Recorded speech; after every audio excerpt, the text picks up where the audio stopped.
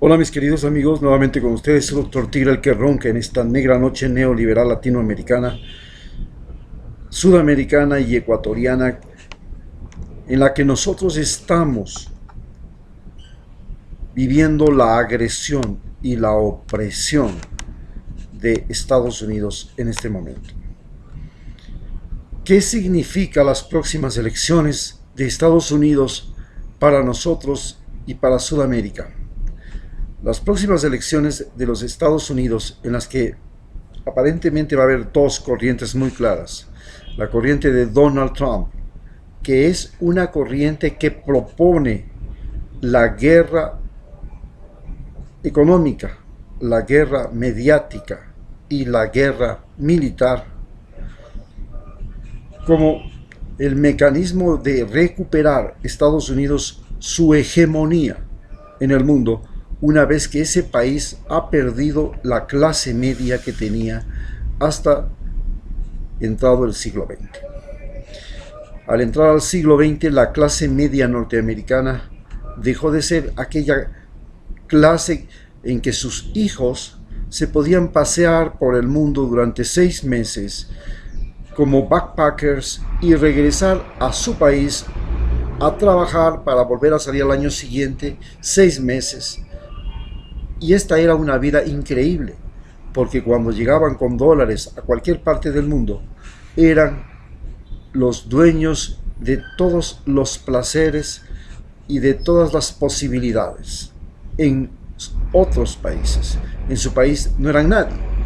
eran simplemente empleados de una gasolinera, de un restaurante, pero dentro de los países pobres como los de América Latina, recorrían América Latina viviendo de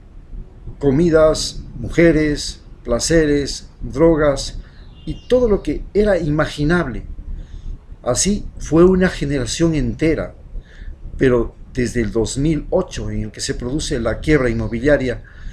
y a partir del momento en que se producen los grandes fenómenos migratorios a Estados Unidos de países pobres, ya no de países ricos, los cargos y los puestos de trabajo que ellos abandonaban eran rápidamente ocupadas por personas que hacían mejor trabajo con menor precio y con mejor resultado, lo que está pasando ahora en Ecuador con los venezolanos que llegan acá. Esto produjo que los norteamericanos ya no pudieran salir 6 meses a pasearse por el mundo, creando un verdadero odio y rencor contra las migraciones desde los países más pobres, como por ejemplo la migración latinoamericana, que es la que más ahora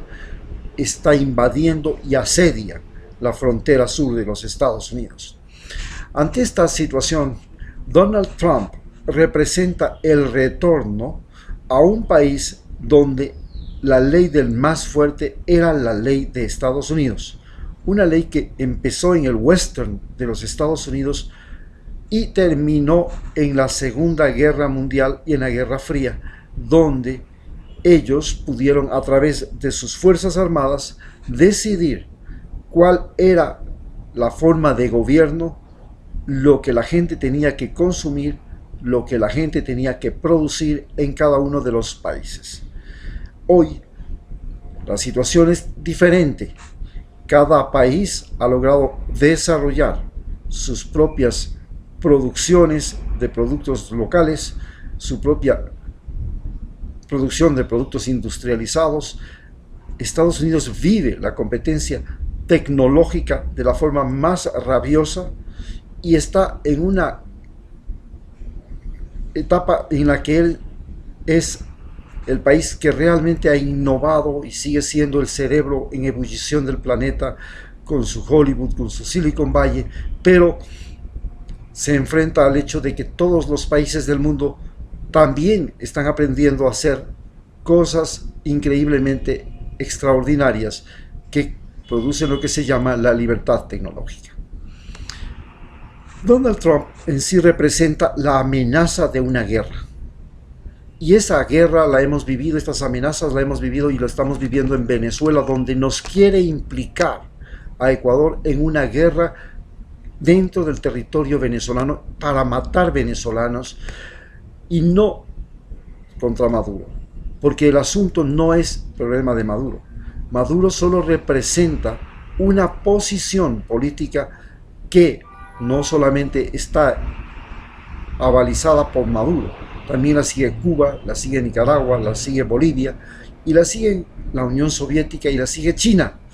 Y esta posición política es la que se ve amenazada y a la cual los países amenazados se suman para defenderla. Entonces, si nosotros nos implicamos en una guerra con Venezuela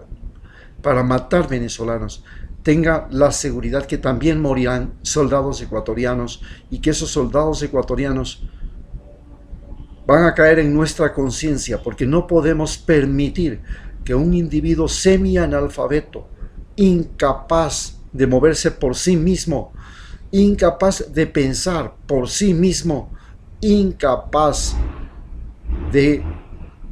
hacer valer su palabra porque no tiene ni siquiera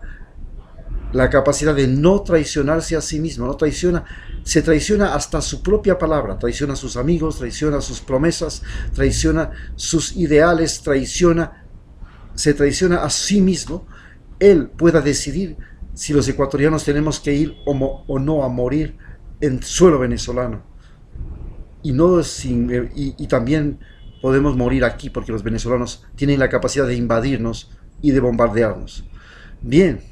en esta situación surge en Estados Unidos una nueva posición política, la de Bernie Sanders, un candidato al que le hizo trampa Hillary Clinton y que debía ser el candidato demócrata ya en las elecciones anteriores, que debía contender contra Donald Trump. Va a repetirse, y ahora sí, la pelea entre Donald Trump y Sanders, que debió haber sido hecha hace 4 años. Sanders representa todo lo contrario de un Simpson, porque ¿qué es Donald Trump? Donald Trump es el Bart Simpson con plata, es el Pedro Picapiedra con plata, un estúpido que llega a ser rico. Eso es lo que representa Donald Trump, mientras que Bernie Sanders representa a la hija de Bart Simpson, a la niña inteligente, representa a la gente inteligente. Es una lucha en Estados Unidos entre los Simpson, los Bart Simpson, que comen hamburguesas y ven televisión, contra los estudiantes de los Estados Unidos que quieren una educación gratuita y de calidad, que es lo que les ofrece Bernie Sanders. Y la posibilidad de desarrollar una relación a nivel mundial donde el ejército norteamericano no constituya una amenaza para otros países, para otras formas de gobierno, para otras maneras de decidir su suerte y su muerte en cada país, sino que representa una garantía de las Naciones Unidas, del ejército de la ONU, para que cuando haya descalabros en el planeta, el ejército norteamericano, que estaría a las órdenes de la ONU, sería el que sale a socorrer a aquellos seres humanos que se encuentran realmente amenazados por guerras civiles y confrontaciones de carácter trágico. Esta es la situación que se está viviendo, en tanto que en Ecuador lo que queremos es la paz, y esta paz es dejar atrás el trabajo explotador y miserable que ha sido la agronomía, que ha sido la pesca, en las condiciones que hemos vivido durante 5 siglos, con grandes terratenientes, con grandes mercaderes que se enriquecen mucho más que los productores, con una trampa en el mercado mundial mediante la cual los precios de las materias primas están a merced de la demanda y la oferta de los países desarrollados, sin considerar el esfuerzo y el sacrificio que representa para la naturaleza y para los seres humanos de los países pobres el producir alimentos. Mientras nosotros sigamos siendo productores de materias primas como pretende la REA y su democracia, sí, nosotros seguiremos siendo individuos dentro del juguete, el juguete mediante el cual la vida nuestra no vale nada y son más importantes la destrucción de la naturaleza y las bananas que vendemos. Ante esto nosotros proponemos el fin de este modelo de explotación, el cambio de matriz productiva como lo proponía Rafael Correa. Este cambio de matriz productiva se fundamenta sobre todo en el desarrollo de las fuentes de energía, la energía solar, la energía hidráulica, la energía eólica, y ser los productores mundiales de energía más baratos del mundo, porque ahora toda la industria se fundamenta ya no en el trabajo humano, sino en las fuentes de energía. Y no solamente la industria, también el transporte. Y entonces, y las comunicaciones. Entonces, al tener nosotros la posibilidad de ser el mayor productor de energía barata del mundo, podemos cambiar